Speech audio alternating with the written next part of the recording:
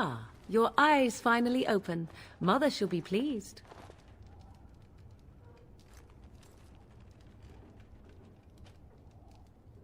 I am Morrigan, lest you have forgotten, and we are in the wilds where I am bandaging your wounds.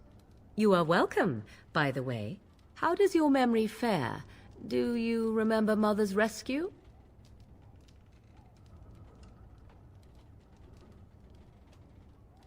Mother managed to save you and your friend, though 'twas a close call. What is important is that you both live. The man who was to respond to your signal quit the field. The Darkspawn won your battle. Those he abandoned were massacred. Your friend, he is not taking it well.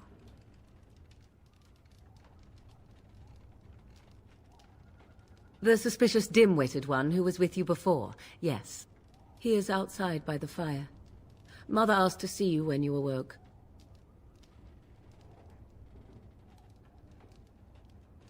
I do not know. She rarely tells me her plans. Yes, but I expect you shall be fine. The Darkspawn did nothing Mother could not heal. He is, as you are. I suppose it would be unkind to say he is being childish.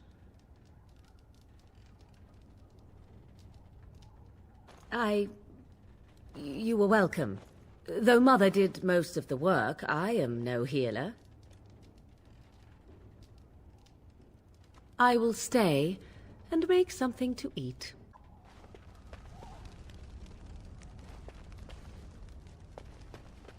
This should be easy. See, here is your fellow Grey Warden. You worry too much, young man. You're alive. I thought you were dead for sure.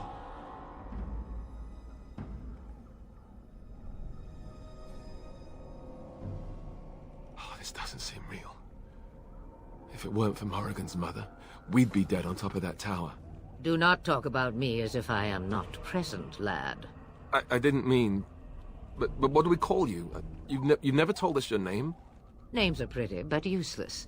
The chastened folk call me Flemeth. I suppose it will do. The Flemeth?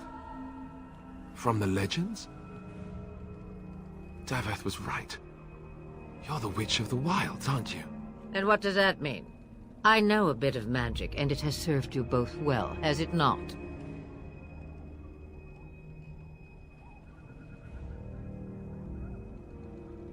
Well, we cannot have all the Grey Wardens dying at once, can we? Someone has to deal with these Darkspawn. It has always been the Grey Warden's duty to unite the lands against the Blight. Or did that change when I wasn't looking?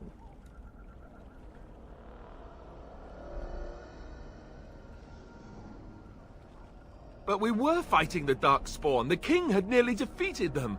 Why would Loghain do this? Now that is a good question. Men's hearts hold shadows darker than any tainted creature. Perhaps he believes the Blight is an army he can outmaneuver. Perhaps he does not see that the evil behind it is the true threat. The Archdemon.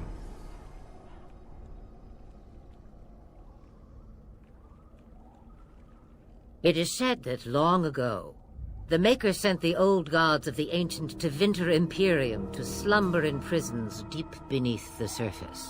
An archdemon is an old god awakened and tainted by Darkspawn. Believe that or not, history says it's a fearsome and immortal thing, and only fools ignore history.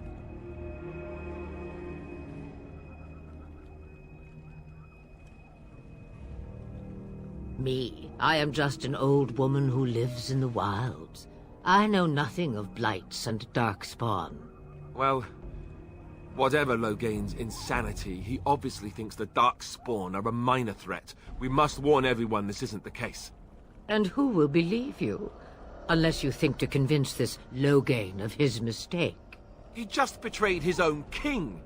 If Al Eamon knew what he did at Ostagar, he would be the first to call for his execution.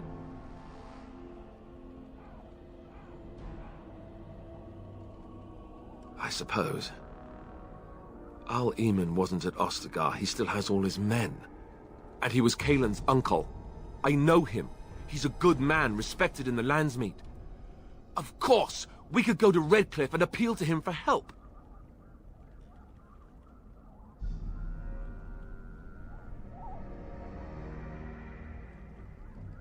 The Jarl would never do what Tairn Loghain did. I know him too well. I still don't know if Al Eamon's help would be enough. He can't defeat the Darkspawn horde by himself. I don't know how to contact them, or if they're even on their way. We need to do something now. You have more at your disposal than you think. Of course! The treaties! Grey Wardens can demand aid from dwarves, elves, mages, and other places. They're obligated to help us during a blight. I may be old, but dwarves, elves, mages, this Arl Eamon, and who knows what else. This sounds like an army to me. So can we do this? Go to Redcliffe and these other places and build an army?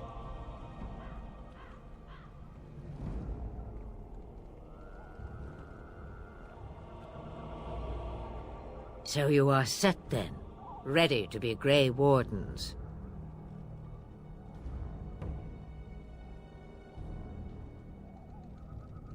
No, thank you. You are the Grey Wardens here, not I. Now, before you go, there is yet one more thing I can offer you. The stew is bubbling, Mother dear. Shall we have 2 guests for the eve, or none? The Grey Wardens are leaving shortly, girl. And you will be joining them. Such a shame. What? You heard me, girl. The last time I looked, you had ears.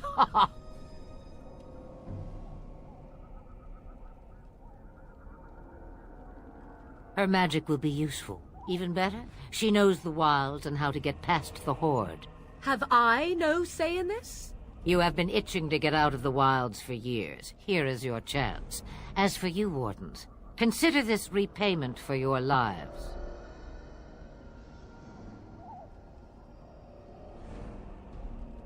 Pardon me, but I had the impression that you two needed assistance, whatever the form.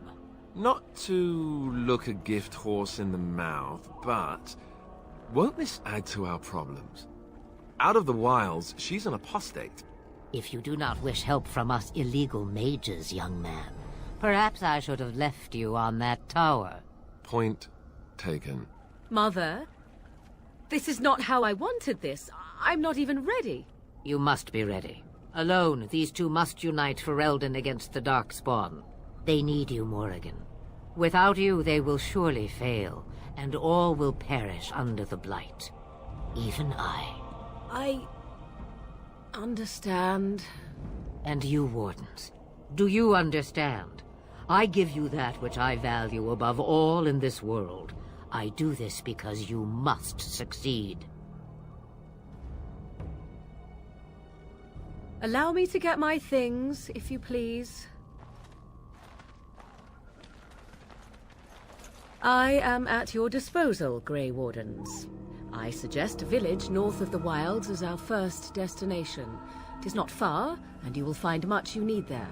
Or, if you prefer, I shall simply be your silent guide. The choice is yours.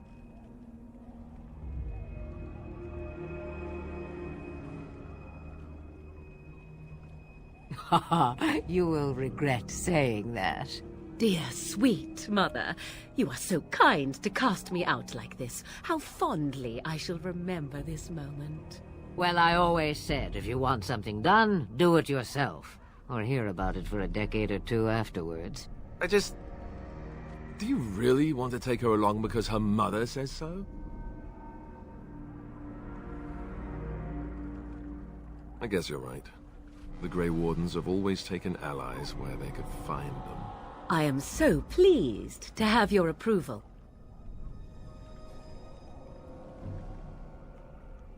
Farewell, Mother. Do not forget the stew on the fire. I would hate to return to a burned-down hut. Bah!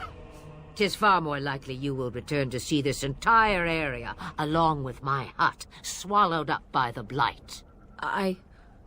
All I meant was... Yes, I know. Do try to have fun, dear.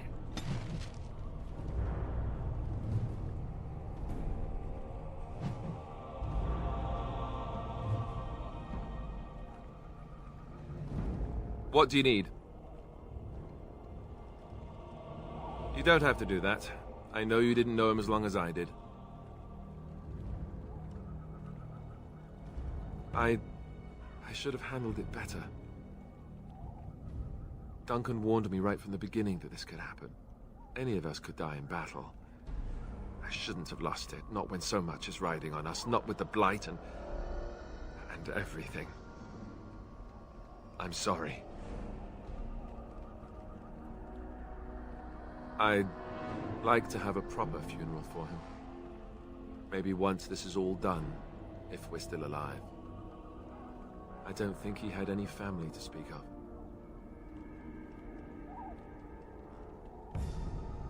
I don't know. I have no idea what the Grey Wardens do for their... when they fall in battle. Have you had someone close to you die? Not that I mean to pry, I'm just...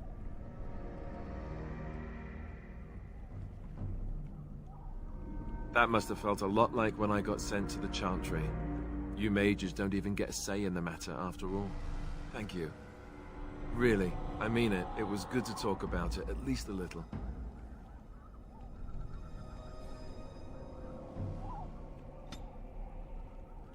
What do you need? Ask away. Essentially, they're trained to fight. The Chantry would tell you that the Templars exist simply to defend. But don't let them fool you. They're an army. The other main purpose for a Templar is, of course, to hunt mages. To that end, we train in talents that drain mana and disrupt spells.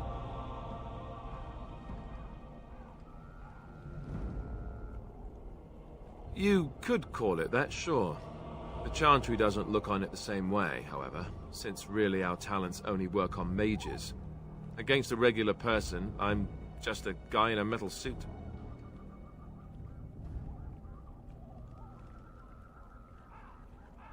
Perhaps, but there usually isn't much of an opportunity. The Chantry keeps a close rein on its Templars. We are given lyrium to help develop our magical talents, you see. Which means we become addicted. And since the Chantry controls the lyrium trade with the dwarves, well, I'm sure you can put two and two together.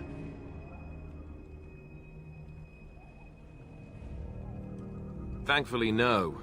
You only start receiving lyrium once you've taken your vows. You don't need lyrium in order to learn the Templar talents. Lyrium just makes Templars' talents more effective. Or so I was told. Maybe it doesn't even do that. The Chantry usually doesn't let their Templars get away, either, so they can spread their secrets. I'm a bit of an exception. Lucky me. What do you need? Ask away. Such as they are. That's a good question. There's plenty in Orlais, but who knows where they might be found. And the nearest Orlesian city is weeks away. If we go north and cross the sea, there's bound to be some in the Free Marches. Again, however, I just don't know where. I don't know anything about Grey Wardens in other lands. Here in Ferelden, there's our compound in Denerim at the palace, but that's it. Loghain will have control over that and be watching it, no doubt. Beyond that, the only place I know of is Weishaupt Fortress. That's the headquarters of all Grey Wardens in the Anderfells, 1,000 miles from here. But I've no idea how to even contact them. So unless we try to get back to the compound in Denerim, I suppose the answer is no. There's nowhere for us to go. I imagine that eventually the Grey Wardens outside of Ferelden will wonder what's happened. Why there's no contact from Duncan or someone. They'll send someone eventually. Though who knows what Loghain's people in Denerim will tell them. Maybe they won't send anyone. We could try to contact them. But that would mean leaving Ferelden, and even if we did, they couldn't come back with us in time to stop the Blight. So that means whatever happens, it's up to us. I mean, eventually we would have to use the joining to make more Grey Wardens, right? But I don't know how to do the joining, or what's involved. I know it involves lyrium and some other magic and that it's really difficult to prepare, but that's it. Unless we can find out more about the joining, I guess we better get used to the idea that there might only be 2 of us for now. Until more come from elsewhere. About the Grey Wardens, anyhow. Fair enough. What do you need? Ask away. Same way you did. You drink some blood, you choke on it, and pass out. You haven't forgotten already, have you? Let's see, I was in the Chantry before. I trained for many years to become a Templar, in fact. That's where I learned most of my skills. You're telling me I was banished to the kitchens to scour the pots more times than I can count. And that's a lot. I can count pretty high. The Grand Cleric didn't want to let me go. Duncan was forced to conscript me, actually, and was she ever furious when he did. I thought she was going to have us both arrested. I was lucky.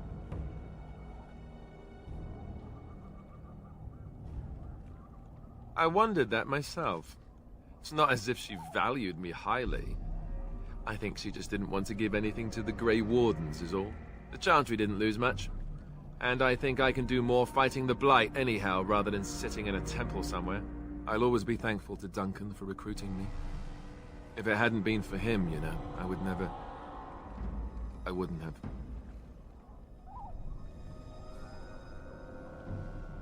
He was a good man who didn't deserve his fate. That much I'm sure of. Come on, let's go. I think I'm done talking. What do you need? Ask away. Oh, did I say that? I meant that dogs raised me. Giant slobbering dogs from the Anderfells. A whole pack of them, in fact. Well, if you're going to go and pay attention to the facts, then fine. Let's see, how do I explain this? I'm a bastard. And before you make any smart comments, I mean the fatherless kind. My mother was a serving girl in Redcliffe Castle who died when I was very young. Arleman wasn't my father, but he took me in anyhow and put a roof over my head. He was good to me, and he didn't have to be. I respect the man, and I don't blame him anymore for sending me off to the Chantry once I was old enough.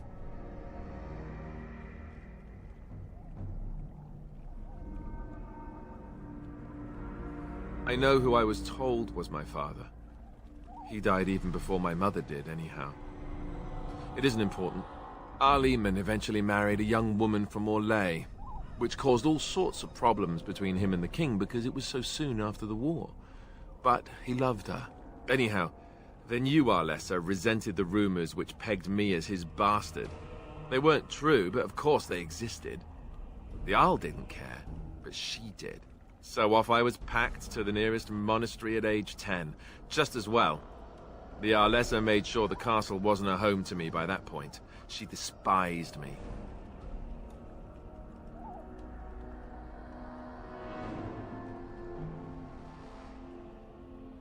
Probably.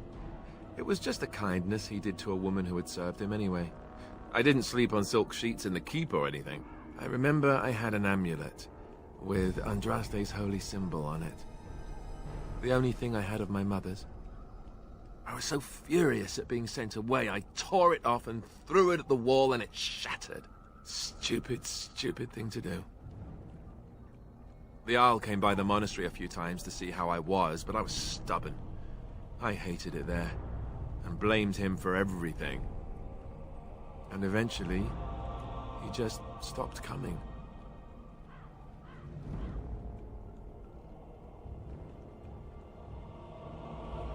All I know is that the Arl is a good man, and well loved by the people. He also was King Caelan's uncle, so he has a personal motivation to see Loghain pay for what he did. Anyway, that's really all there is to the story. What do you need? Ask away. Have you seen the uniform? It's not only stylish, but well made. I'm a sucker for good tailoring.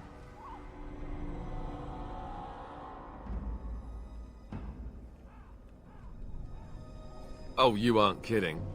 I think the Templar uniforms are as colorful as they are just so the Templars didn't feel dull in comparison.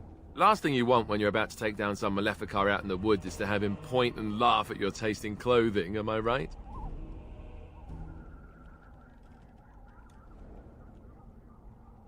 Oh, ow, ow. Stab wounds to the pride are the worst. You don't really want to know about my being a Templar, do you? It's really quite boring.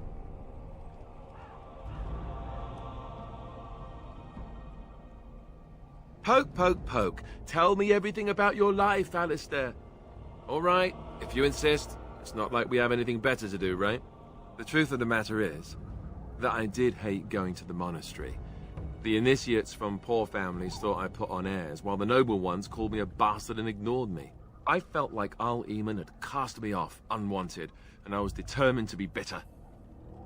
But I took some solace in the training itself, I guess. I was actually quite good at it.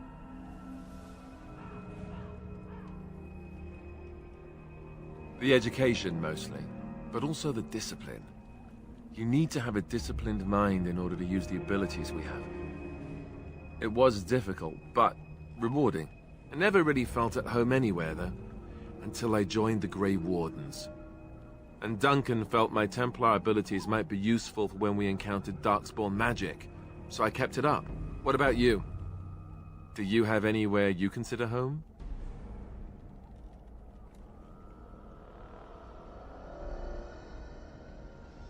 But it's not your home anymore, right? You can never go back for good. I think I understand how you feel. We won't always be traveling like this, you know? Once the war is over, once the Blight is... well, a time will come when we'll have to think about having a real home again. Though that seems like a far ways off. And I suppose the Grey Wardens are gone for good, either way.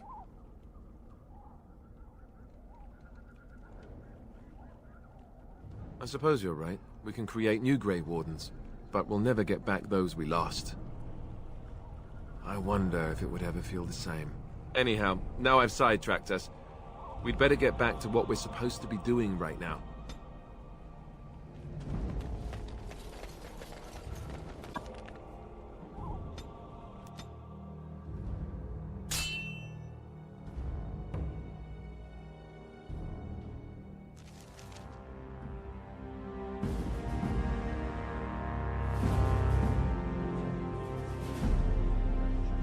And I expect each of you to supply these men. We must rebuild what was lost at Ostagar, and quickly. There are those who would take advantage of our weakened state if we let them. We must defeat this Darkspawn incursion, but we must do so sensibly and without hesitation. Your lordship, if I might speak. You have declared yourself Queen Honora's regent, and claim we must unite under your banner for our own good. But what of the army lost at Ostagar? Your withdrawal was most... fortuitous.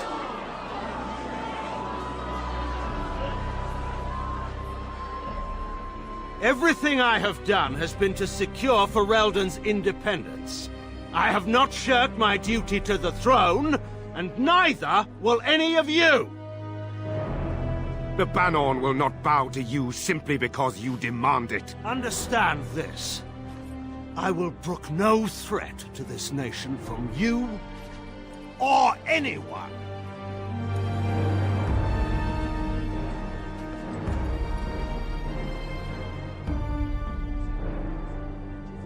Bantegan, please! Your Majesty, your father risks civil war. If Eamon were here... Bantegan, my father is doing what is best. Did he also do what was best for your husband, Your Majesty?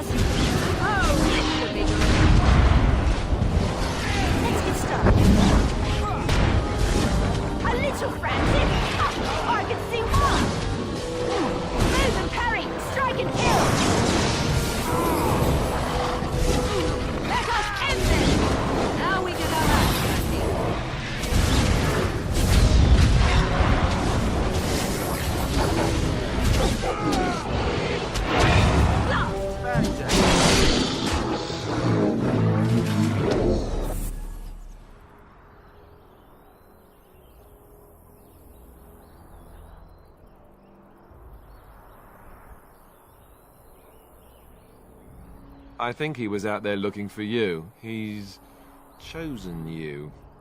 Mabari are like that. They call it imprinting. Does this mean we're going to have this mangy beast following us about now? Wonderful.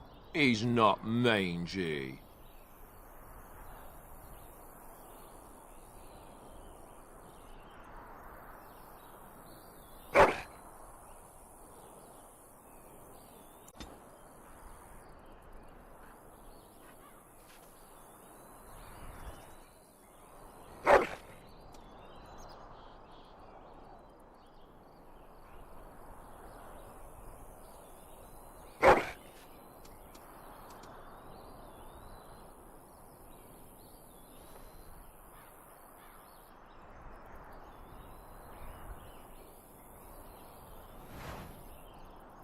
What do you wish of me? If you must.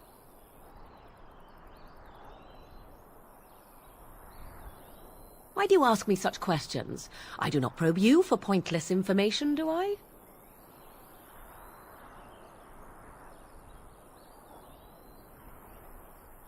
Any number of cats could inform you of the answer to that question, but have it your way. What is it you asked? If I grew up in the wilds? A curious question. Where else would you picture me? For many years it was simply Flemeth and I. The wilds and its creatures were more real to me than Flemeth's tales of the world of man. In time I grew curious. I left the wilds to explore what lay beyond, never for long.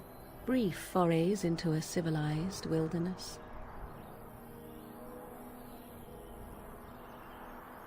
For the most part, Flemeth taught me well. For all that I had been taught, however, the truth of the civilized lands proved to be overwhelming. I was unfamiliar with so much. So confident and bold was I, yet there was much that Flemeth could never have prepared me for.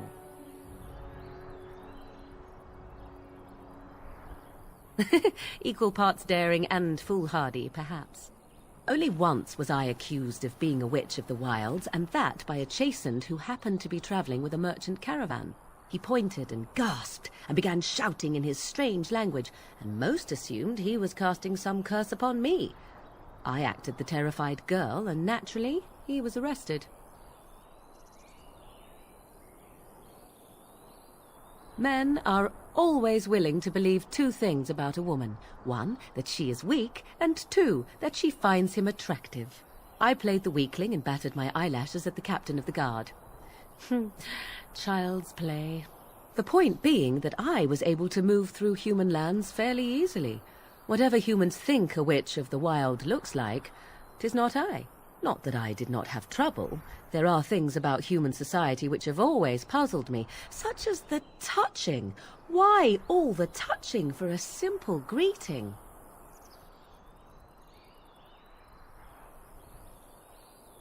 To begin with, yes. What is the point of touching my hand? I find it an offensive intrusion. There were many nuances that Flemeth could never tell me of. When to look into another's eyes. How to eat at a table. How to bargain without offending. None of these things I knew. I still do not understand it all, truth be told, but then I gave up long ago any hope of doing so. When I returned to the wilds last, I swore to Flemeth that I had no intention of leaving again.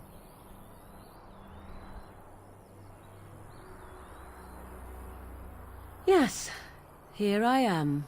Well, let's get on with it before the ground opens up and swallows us, yes? What do you wish of me? If you must. I was not born such.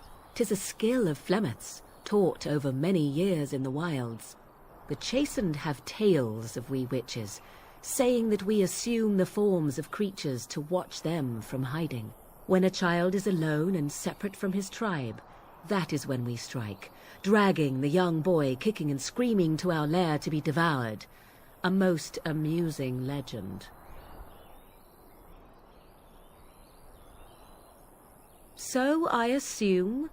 My mother has walked the wilds far longer than I. Who am I to suggest what things she has done and not done in her past?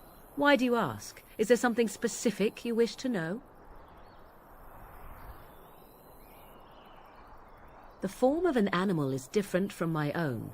One may study the creature, learn to move as it does, think as it does.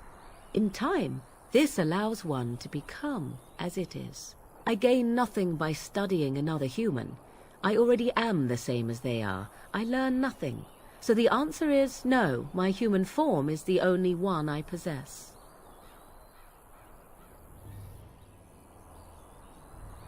There were nights when the wilds called to me, 'tis true. You look upon the world around you and you think you know it well.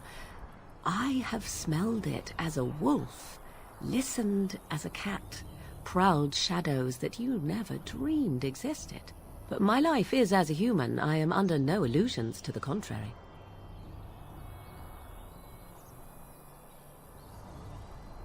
They do not shy away from me. To their senses, I believe I seem like any other of their species. As to what they think, I truly cannot say. Just as I am still human, no matter my form, they are still animals.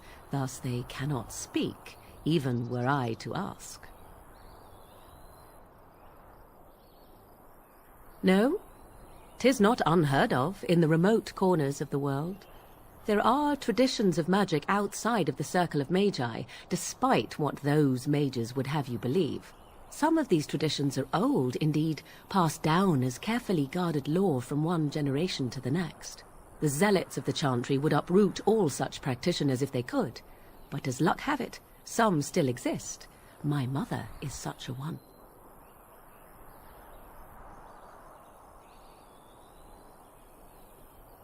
Not all apostates use the forbidden blood arts. Maleficarum do, but to condemn all who do not fall under the circle's thrall for the sake of what might be is a dangerous path to walk. There are those who look on the word apostate as meaning freedom. Indeed. Have you an opinion on my abilities, then? Am I an unnatural abomination to be put to the torch?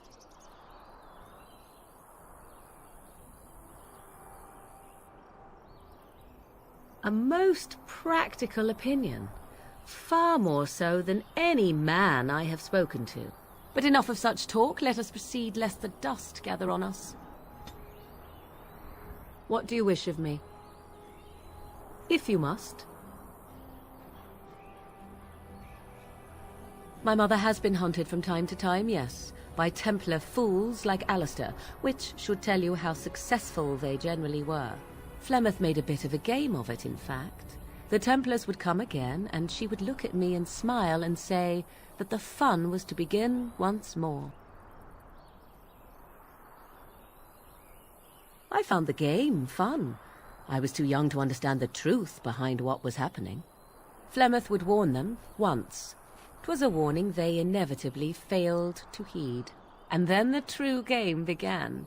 Often Flemeth would use me as bait, a little girl to scream and run and lure the Templars deeper into the wilds and to their doom. 'Twas a game, and I a young girl. If I didn't get to play, I would have been very upset. Thankfully, the wilds is a vast place. Once they found us, Flemeth would simply move us elsewhere, and we would be lost within the forest once again. I did not understand the danger we faced until I was much older. I had never heard of apostates or maleficarum.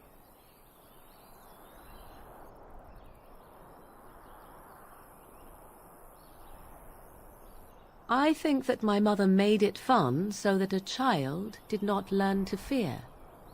And I think that it was necessary.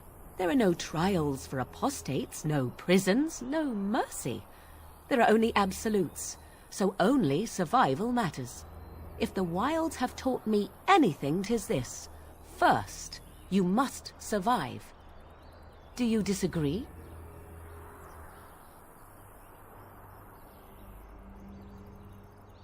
An interesting answer for a mage.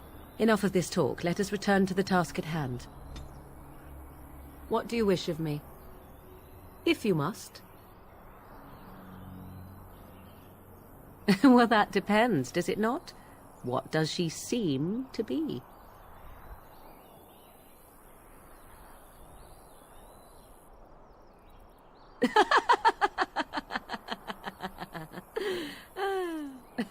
Oh, she is certainly old.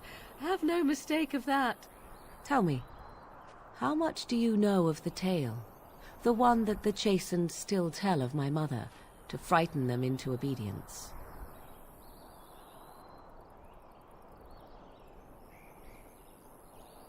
I can relay what Flemeth once told me herself, and you can decide whether or not 'tis the truth, if you desire. As the tale is sung by the bards, there was a time when Flemeth was young and beautiful, a fair lass in a land of barbarian men, the desire of any who saw her.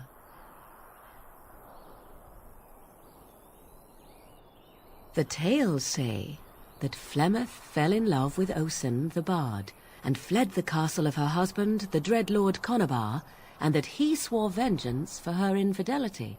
In truth, my mother claims that 'twas Osen who was her husband, and Conobar the jealous lord, who looked on from afar. Lord Conobar approached young Osen, and offered him wealth and power in exchange for his lovely wife, and Osen agreed. The life of a bard is a poor one, and love fades in the wake of hunger. 'Twas Flemeth who suggested the arrangement. All would have been well had Lord Conobar kept his end of the bargain. But he was a foul man who bargained with coin he did not possess. Osen was led off to a field and slain, left for dead. Flemeth spoke to the spirits and learned of the deed, and swore revenge.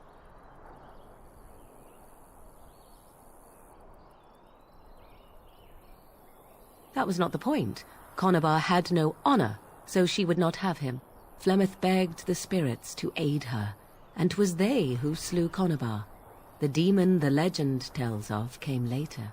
Lord Conobar's allies chased Flemeth, you see, chased her to the wilds, and there she hid. There she found the demon, and he made her strong. The legends all speak of the great hero Cormac, he who defeated Flemeth and her great army when she invaded the lowlands centuries later. All lies.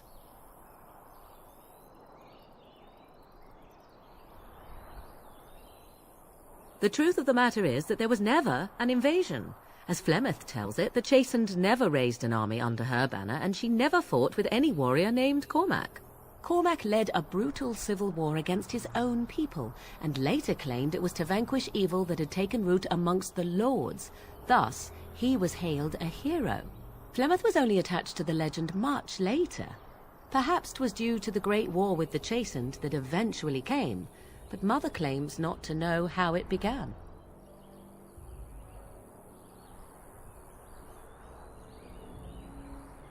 I do not believe everything that Flemeth claims. Oft it seems her bitterness has colored her memories. But on the whole, yes, I believe this tale, if not all.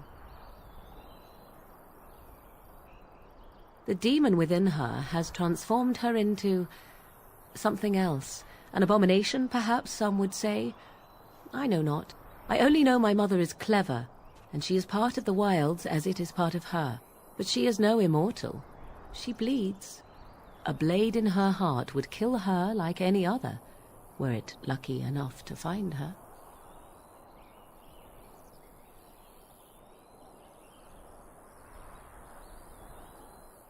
How often is this usually?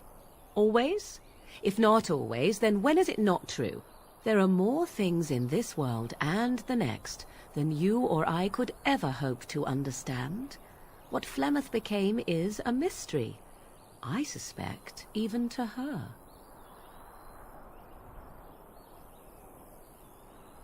You ask if I have sisters. I have asked of this myself.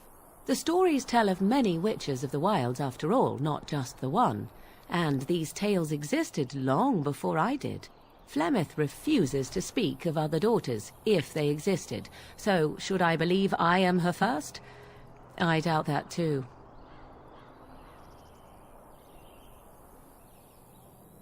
The Chastened tell of a falling out between Flemeth and her daughters. They say that one day she hunted them all through the wilds and ate their hearts. It may be true. I have never seen another witch or heard of one. Perhaps one day Flemeth will eat my heart as well. Flemeth tells it with far more embellishment than I, but you are welcome. Dare I ask of your own mother? Few are abominations of legend, 'tis true, but I find myself curious nevertheless.